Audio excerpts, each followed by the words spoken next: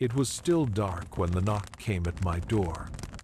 I jerked my head up from the table, my body stiff from hours of writing.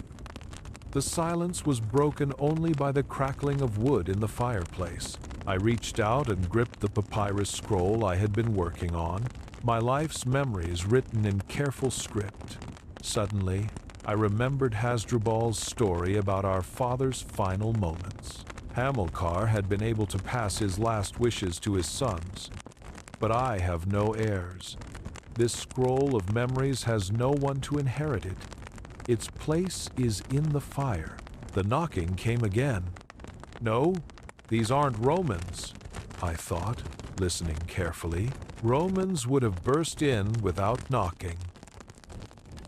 But it doesn't change anything. Rome stands behind these uninvited guests just the same. I raised the scroll above my head, just as I once raised a javelin, and threw it into the flames. Fire blazed up and pulled from the darkness, my gaunt face with gray streaks across my forehead. The black eye patch pushed to one side, and the gaping empty socket beneath it. The knocking grew louder. I bowed my head and pressed it into my palms. My fingers felt the blood pulsing in my temples. In those few seconds while the flames devoured the scroll, my memory flashed like an arrow shot from a bow through all the 20 years that had passed since the battle at the walls of Carthage. Stripped of my army, I had continued the war against Rome alone. When I was fortunate enough to become advisor to Antiochus, the Syrian king, Rome waited in terror for a Syrian army, led by me, to appear in Italy. They worried for nothing.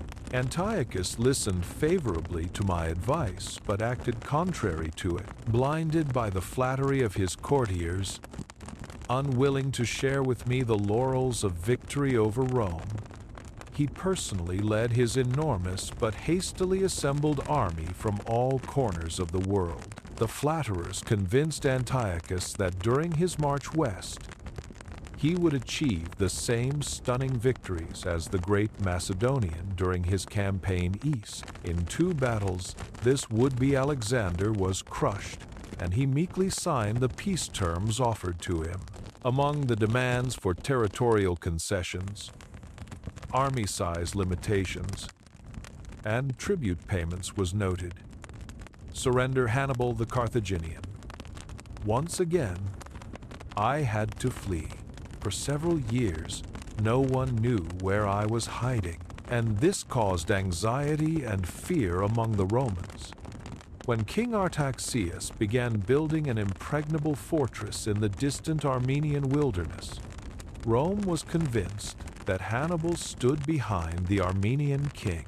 And when the Parthian king began to speak boldly with Roman envoys, the Romans had no doubt that I was involved. Abandoned by everyone, this old man seemed to the Romans like the 100-handed Briareus, and everywhere someone resisted them, they saw my hand at work. But now my refuge has been discovered.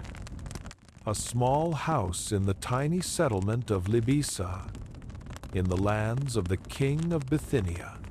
Here, near the entrance to the Black Sea, I lived as a hermit, immersed in memories. Rumor transformed my little house into a fortress with 7 underground passages, and the servant boy into 100 mighty guards. Rome began demanding that the Bithynian kings surrender me, threatening that a legion would be introduced into his kingdom. I slowly lifted my head and rested my palms on my knees. Behind the door, all was quiet. The calm before battle, then voices could be heard. Bring the battering ram. Surround the house with straw. Orders are to bring him alive. From the accent in the Greek language, I understood that the last words were spoken by a Roman, obviously assigned to the Bithynian detachment. Probably some centurion, I thought bitterly. The Romans used to send their finest generals against me. Now they make do with a centurion. If you enjoyed this story, please support with a like and subscribe to help create more quality content. The first powerful blow came. No, that's not the battering ram yet, just a caliga.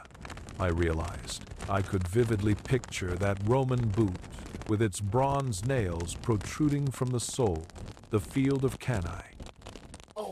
Thousands of identically shod feet that would never take another step, the wild chirping of grasshoppers that came after the shouts of commands, the clashing of weapons, the groans of the dying.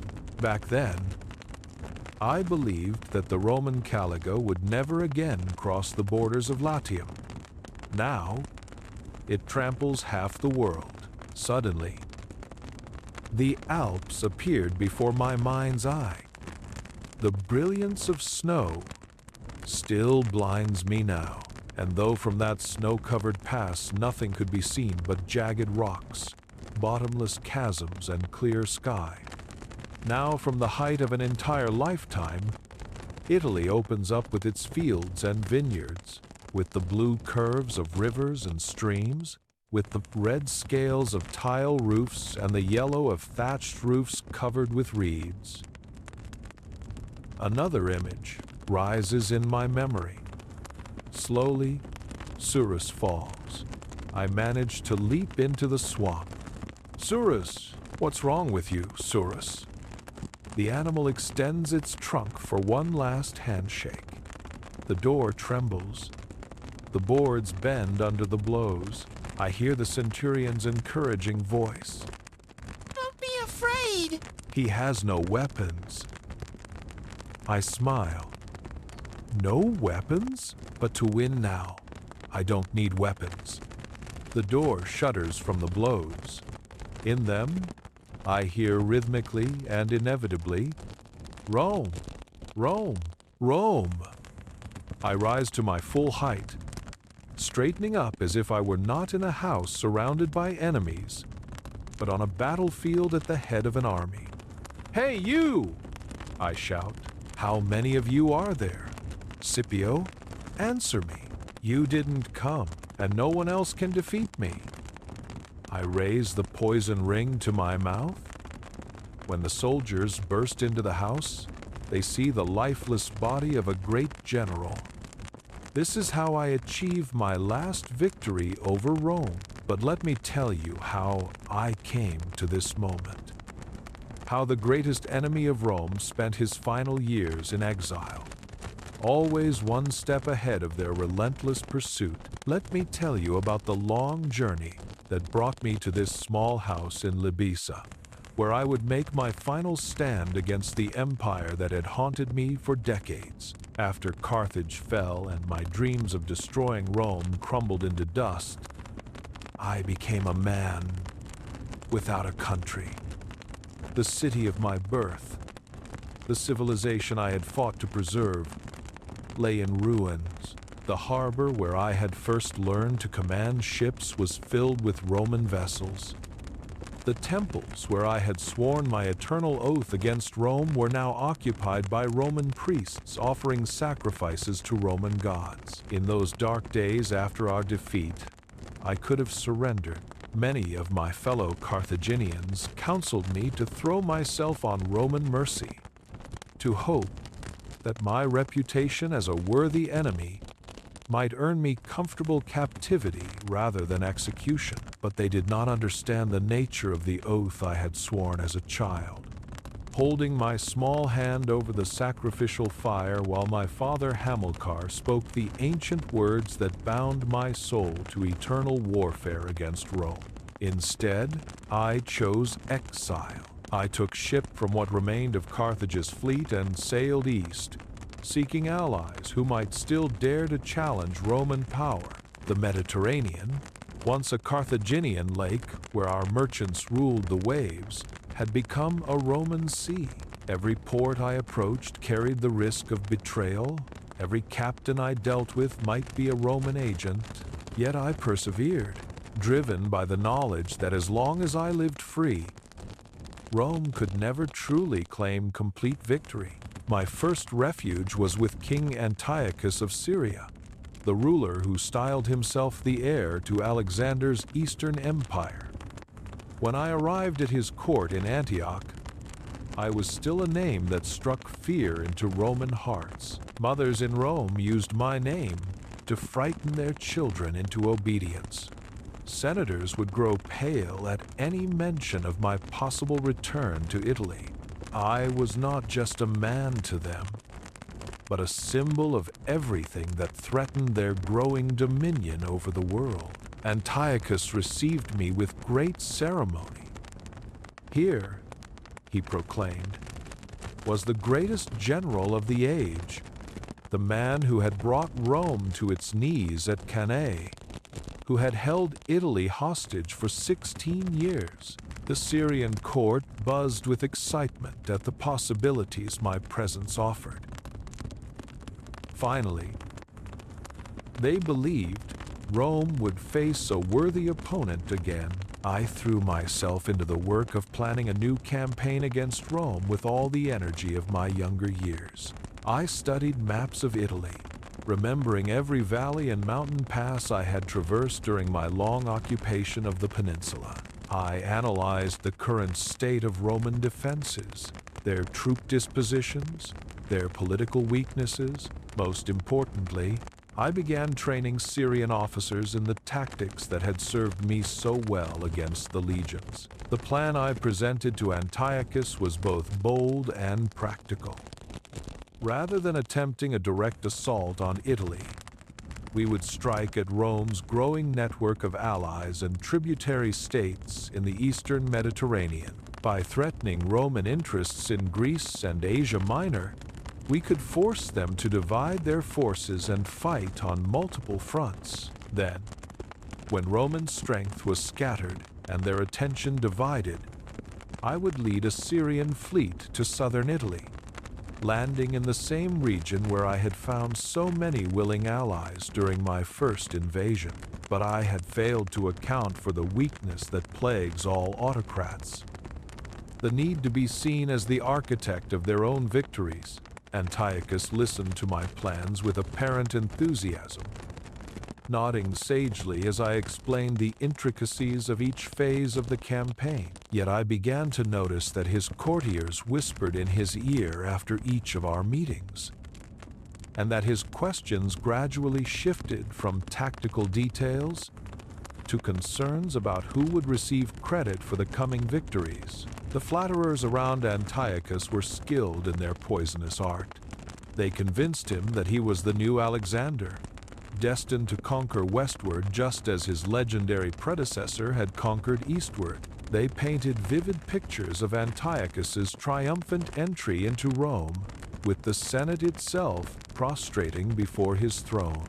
And always, they suggested, the glory would be diminished if it appeared that a Carthaginian exile had been the true architect of victory. Gradually, I found myself excluded from the crucial planning sessions. My advice was sought on minor tactical questions, but the overall strategy was being decided without me. Worse, I began to hear rumors that Antiochus was considering alternative approaches to the Roman problem, approaches that relied more on Syrian strength and less on Carthaginian cunning. The final blow came when Antiochus announced his decision to personally lead the invasion force. He would command the army that landed in Greece. He declared, and he would accept nothing less than complete surrender from Rome. The role he offered me was that of a subordinate commander, responsible for a small portion of the fleet and forbidden from taking any independent action.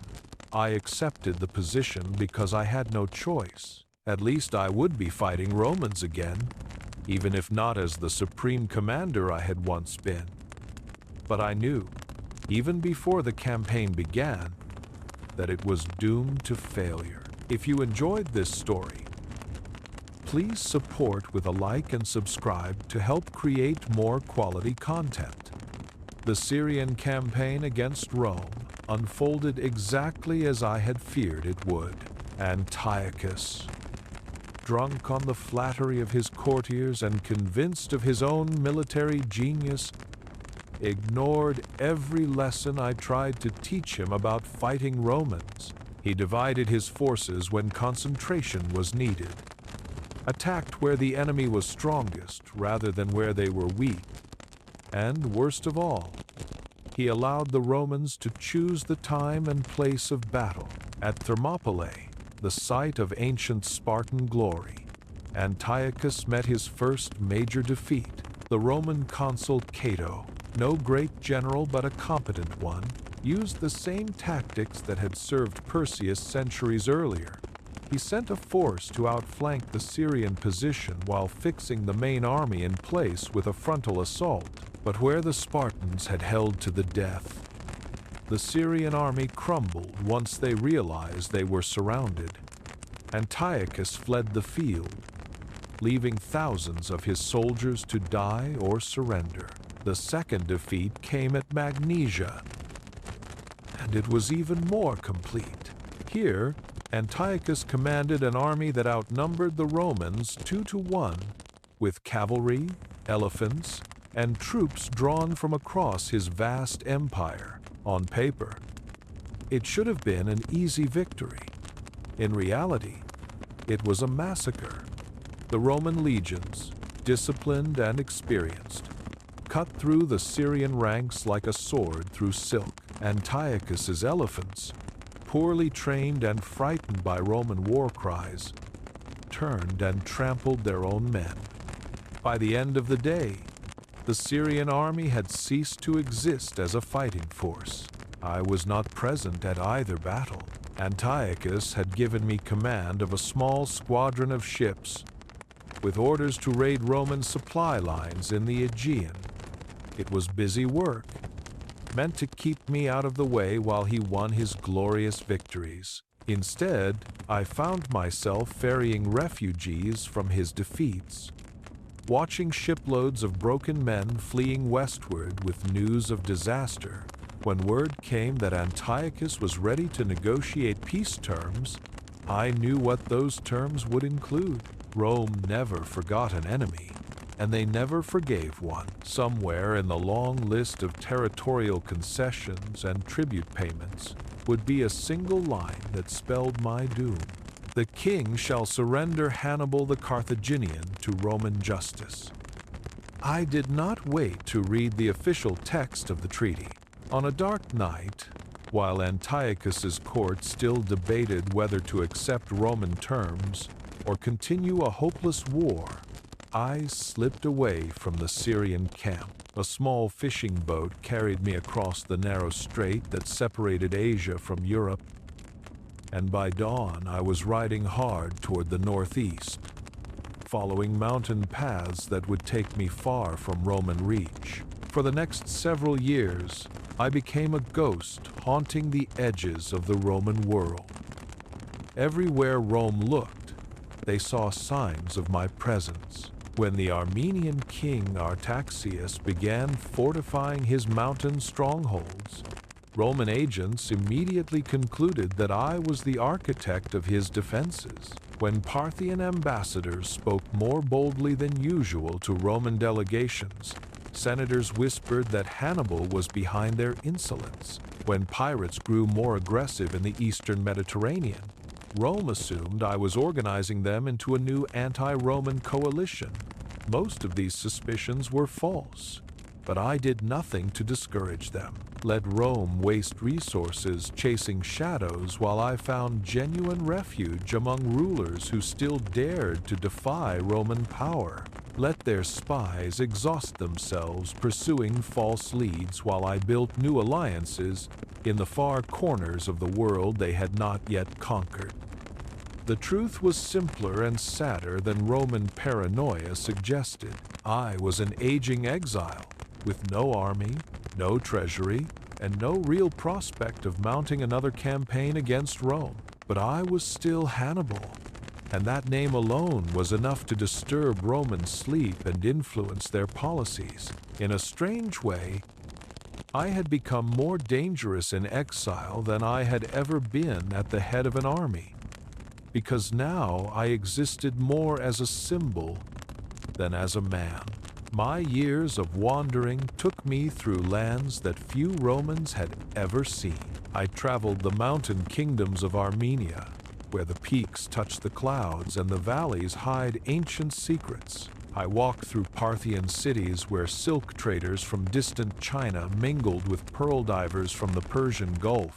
I visited the courts of minor kings whose names would never be recorded in Roman histories, but who still remembered what independence meant. In each place, I was received with a mixture of curiosity and caution. My reputation had preceded me.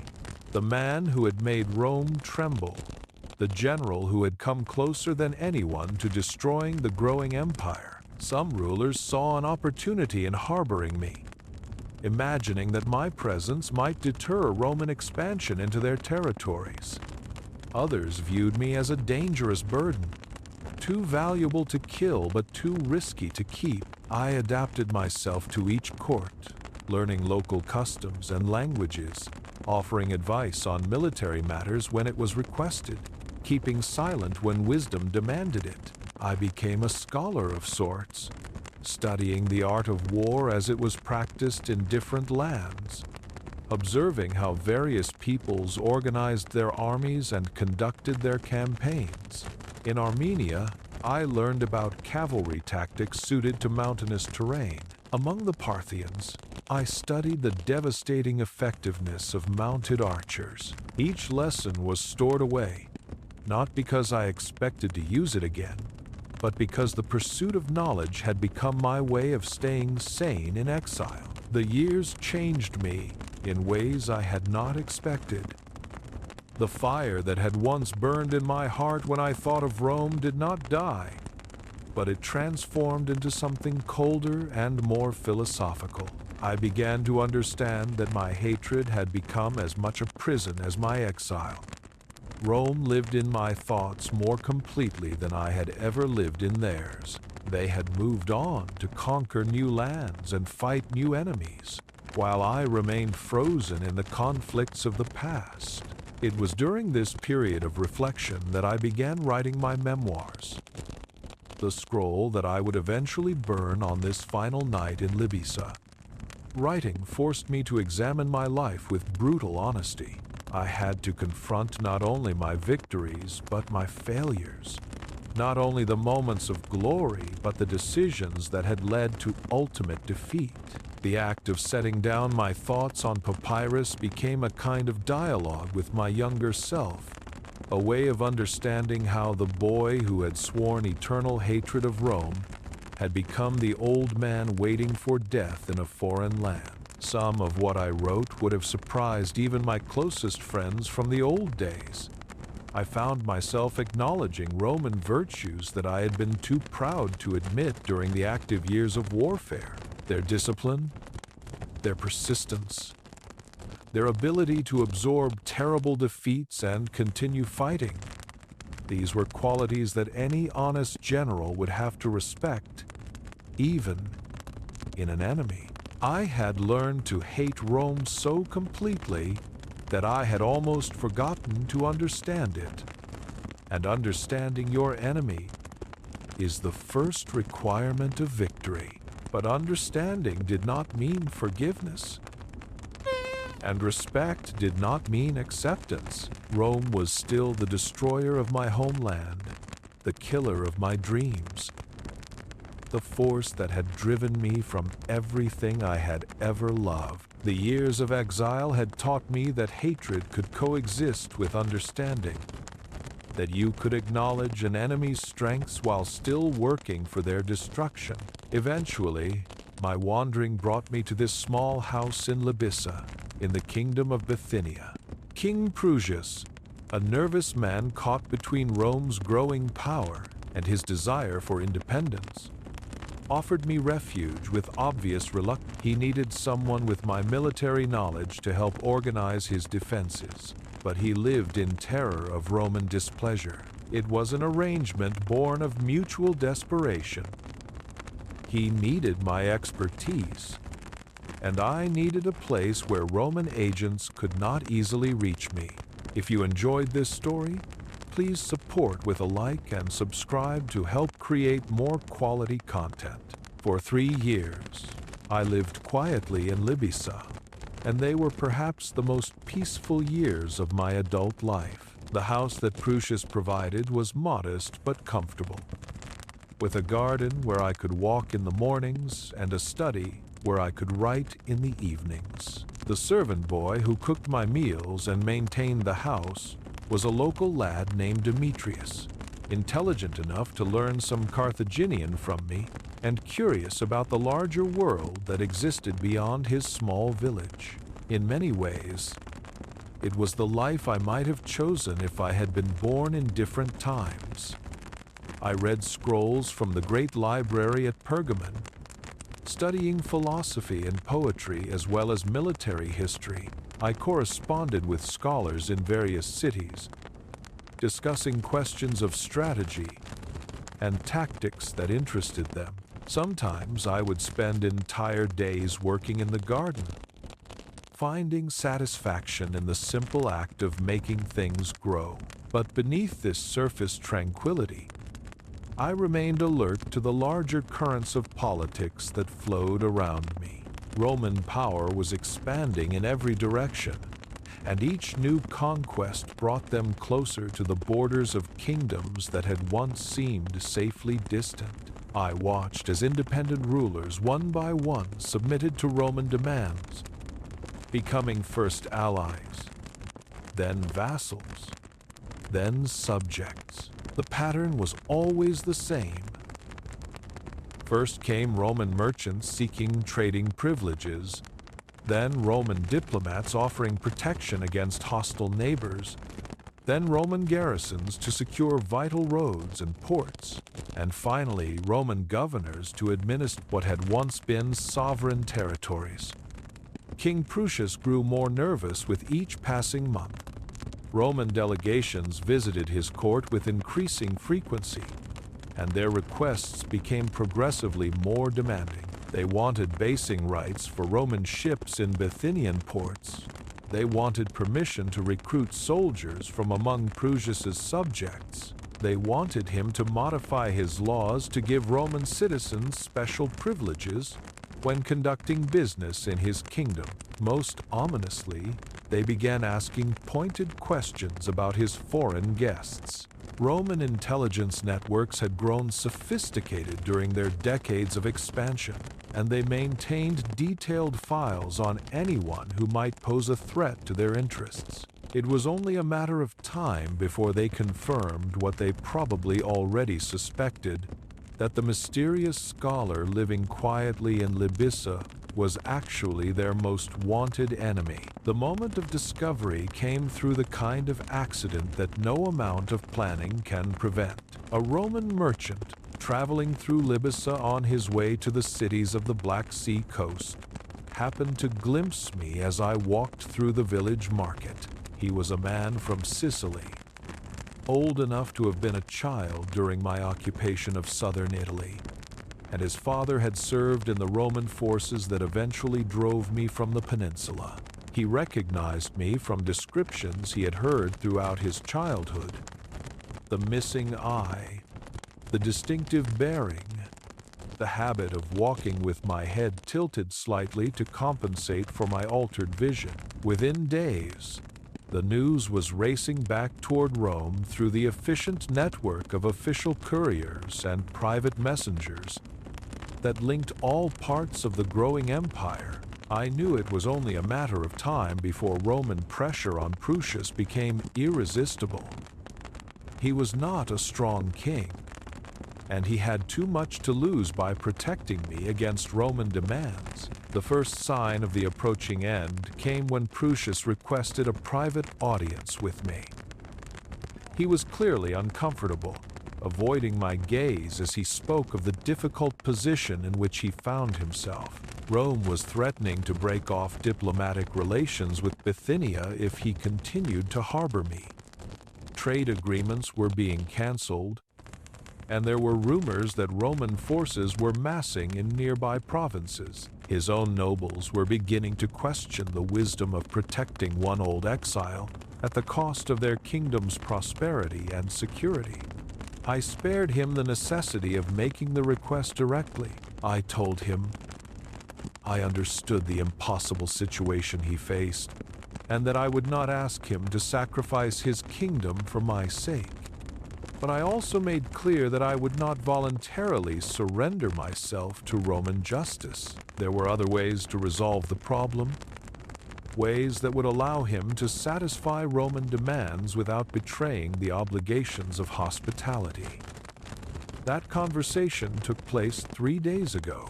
Since then, I had been preparing for the inevitable conclusion of my long struggle with Rome. I wrote final letters to the few friends who might still remember me kindly. I destroyed documents that might compromise people who had helped me during my years of exile. And I worked on completing my memoirs, trying to set down an honest account of my life for whatever future historians might find my story worth telling. Now, as I sit in my study on this final night, I find myself thinking not about the failures and defeats that brought me to this moment, but about the victories that once made Rome tremble. The memories come flooding back with startling clarity, as if the approaching end of my life has somehow sharpened my ability to see into the past. I remember the moment when I first conceived the plan that would carry my army across the Alps into Italy. The Roman strategy had always been to fight Carthaginian wars in Africa or Spain, keeping the devastation far from their own cities and farms. But what if a Carthaginian army could appear in the heart of Italy itself, rallying Rome's reluctant allies and threatening the very existence of the Roman state? The logistics seemed impossible. No army had ever crossed the high alpine passes with elephants, cavalry, and a full baggage train. The mountain tribes were hostile, the weather unpredictable, the routes largely unmapped. Roman strategists had dismissed the possibility as fantasy, assuming that the Alps themselves were Rome's best defense against northern invasion. But I had spent years studying the problem, consulting with traders who knew the mountain passes, interviewing Celtic chieftains who understood the tribal territories we would need to cross. More importantly, I had grasped a fundamental truth about warfare that the Romans, in their arrogance, had forgotten. The impossible thing, if it can be accomplished at all, achieves complete surprise because the enemy does not defend against it. The crossing itself was even more terrible than I had imagined. We lost thousands of men to cold, hunger, and enemy action. Entire companies of soldiers simply vanished during blizzards, their bodies not found until the following spring. The elephants suffered terribly. Magnificent creatures that had never felt snow before, struggling through drifts that came up to their bellies, trumpeting their distress in voices that echoed off the mountain walls like the cries of dying gods. But we made it through. When my army descended from the final pass into the Po Valley, battered and reduced but still intact, I knew that I had achieved something that would be remembered for as long as men told stories of war. Rome's northern frontier lay open before us, defended by scattered garrisons that had never expected to face a real threat. The victory at the Trebia River confirmed my belief that Roman tactical doctrine was flawed in ways that a clever enemy could exploit. The Romans always sought to establish their battle line in open ground where their superior discipline and equipment would tell.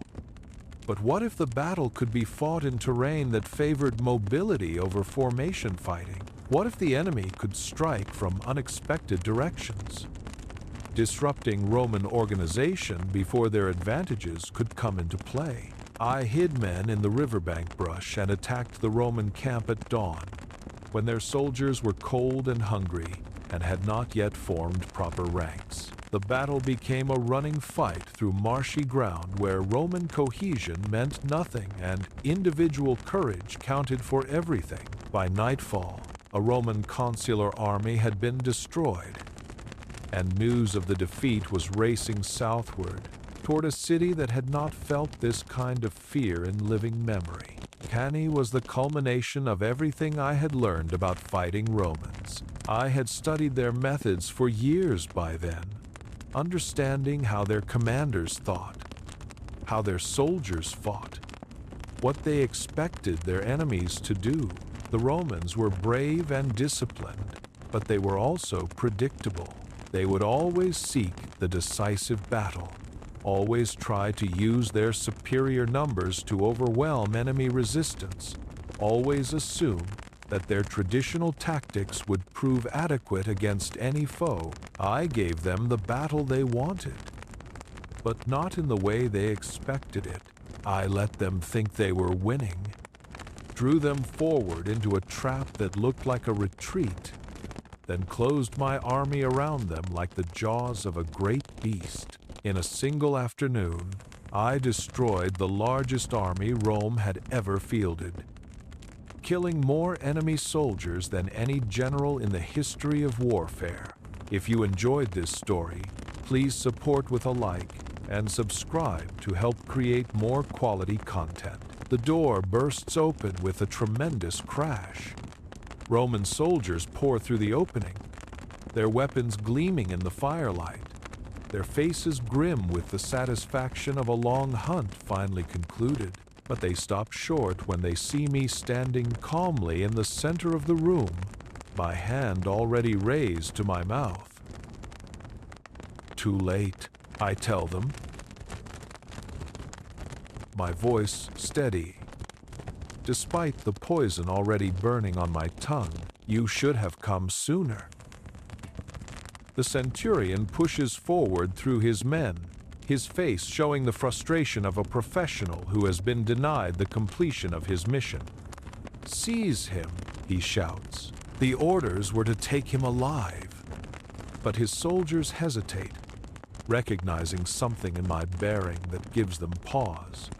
I am no longer the frightened old man they expected to find cowering in a corner. Standing here in my final moment, I have become again what I once was. Hannibal of Carthage, the destroyer of Roman armies, the man who held an empire hostage for 16 years. Which of you will be the first to lay hands on me? I ask them, and there is something in my voice that makes even these veteran soldiers step back involuntarily. Who among you has earned the right to claim such a prize? The poison is working quickly now.